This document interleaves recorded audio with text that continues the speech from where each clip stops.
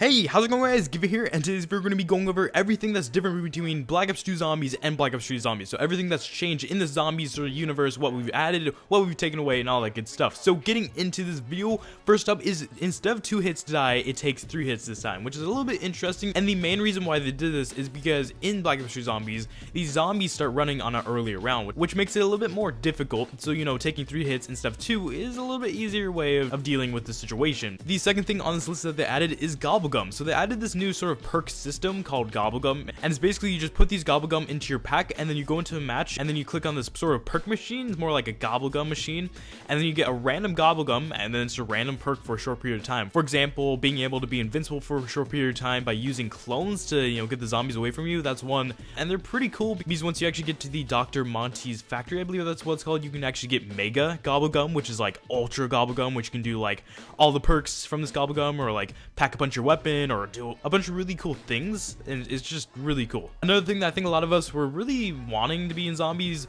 was the weapon build kits, and basically what these are is a way of customizing your guns in Zombies. So the more you play with your gun, you'll level them up, obviously, and then while you're leveling up your gun, you'll unlock attachments and attachment slots and reticles and stuff like that, which is a really cool thing. And it's like you can just customize the crap out of your gun. Next up is the stories. So the Shadow Evil story, it was a little bit of a surprising thing to hear about because we didn't know how it was going to lead up to the giant map and all that good stuff. We didn't even know about the giant map back then, but basically, the giant map is connected to the Shadow of Evil map. We know this because at the end of the Shadow of Evil Easter egg, we can see Richtofen coming into the universe, taking the key and leaving.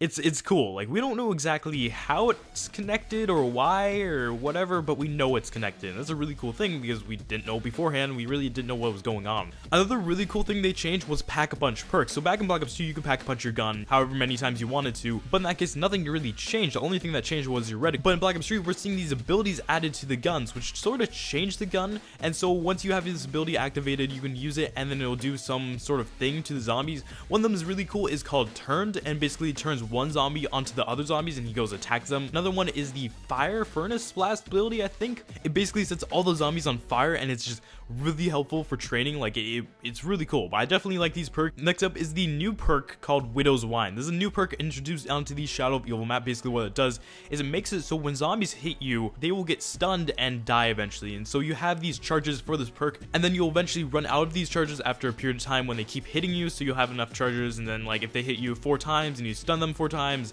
then you'll be out of the charges, and then you have to kill them, and then you can get the charges back. So it works in that way. It's a really cool sort of concept. I didn't really understand at first. I didn't really understand like how it worked until I started using it more. And next up, and get into one of the final things that changed in Black Ops 3 was special weapons. So basically what they did was they took special weapons out of multiplayer, or, you know, made up special weapons like swords, and they put them in this game. And so they work very much like the specialist characters in multiplayer, where they have their small ability, like for example the Annihilator that is actually in the giant map. And so you can use those guns or swords because they have swords in Shadow of Evil, but you can use those special weapons for a short period of time, and then you know, take them away, they charge up, then you can use them again.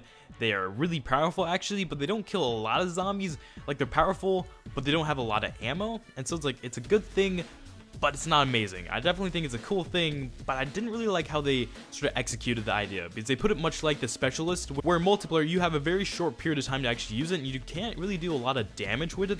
And moving on to the 8th, and one of the coolest things that they actually changed, which is like, it's not a good thing, it's not a bad thing though, it's definitely a little bit interesting, but basically what they did was they had the zombies start running on an earlier round, and they also had no walkers on high rounds, which was one of the bigger things that made it a little bit more complicated in Black Ops 2 Zombies. I'm not sure if you guys remember this, but playing like Die Rise or any map really, and you get to a very high round, but you have a horde of walker zombies that you didn't really know what to do with, because you're trying to train the higher round zombies, so they were really fast. Then you had the walker zombies, and they really got in your way. But in Black Ops 3, you don't have any walker zombies, making it a little bit easier to play the map. So I'm hoping you guys enjoy the video. Make sure to like and subscribe, and I'll see you guys next time.